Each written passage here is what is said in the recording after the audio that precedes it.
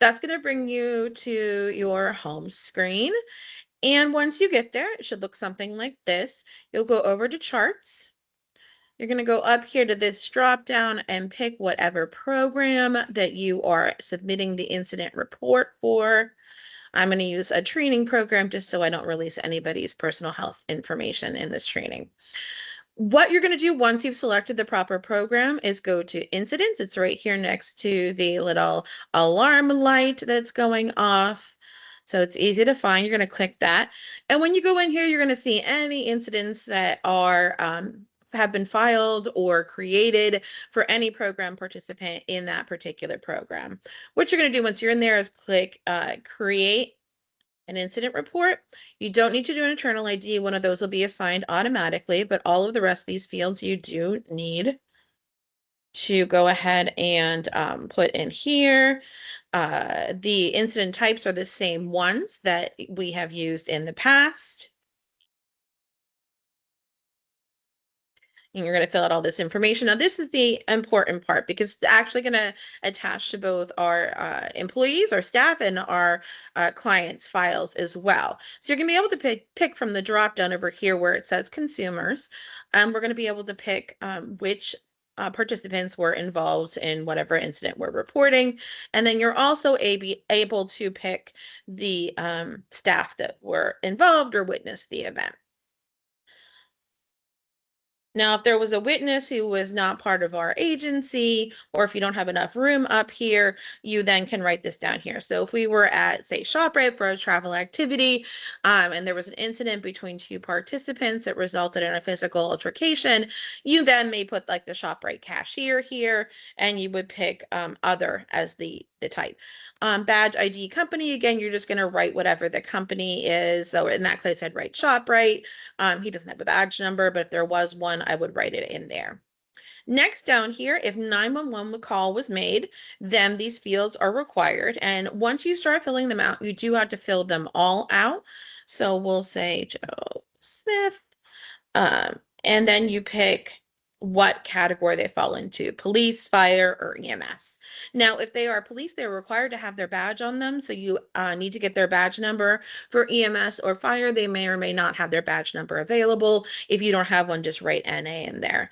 You're going to write the time called, also the time arrived, and then a little bit about what the service was requested and any first aid was provided. Again, if there's no information to put in these boxes, simply write NA. And then what we need to do is say who we've notified about this. So typically, if it's an incident, we're going to have reported either to NYMERS, IRMA, or another reporting agency. And you can find those on the resource handout that accompanies this training.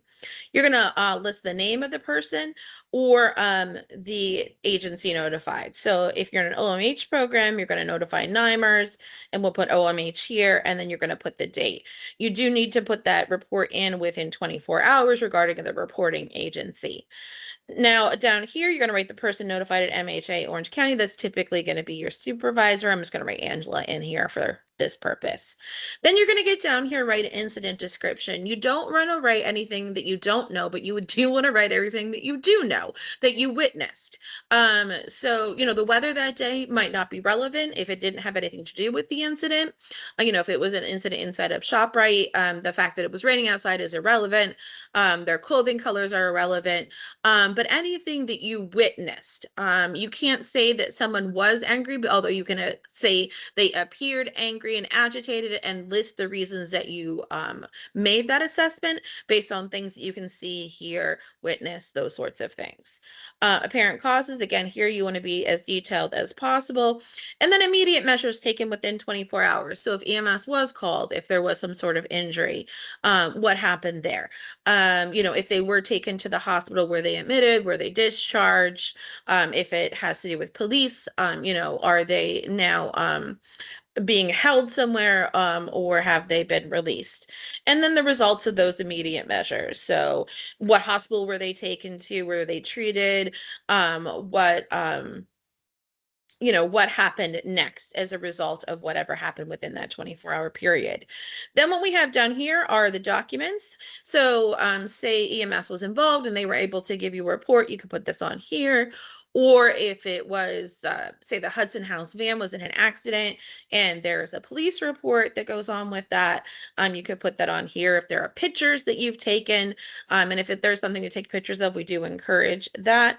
If somehow, I don't know, there was a fight and another program participant at Hudson House videotaped it, you could include that here. Whatever additional information you have here. And then when you get to the bottom, you're simply going to click continue. And that is going to trigger, just as this little information says right here, a notification message will be sent to the program director and all incident review staff. So once you click continue, you're done for now. Your supervisors or John or Julia may reach out to you and ask you to go in here and make some edits, make some additional clarifications, but for now you'll be done and they'll be automatically notified through their portal. For supervisors or members of that committee, you are going to be getting messages in your inbox that say you have an awards message from Foothold. I encourage you to check your other box very early in this process, because I know that it was going to mine. John said his went directly to his focus box. So just double check there. If you need to, make sure that it goes to your focus box. And then it's not going to have any information about what the message is, but you'll go here and you'll have a message ready for you about that report. So if you have any questions, feel free to reach out to compliance, John Lent. Of course, you can reach out to myself if you need any additional information about this tutorial or the contents there within or the resources attached. Thank you so much, and I appreciate all your assistance in making this new process flow easily.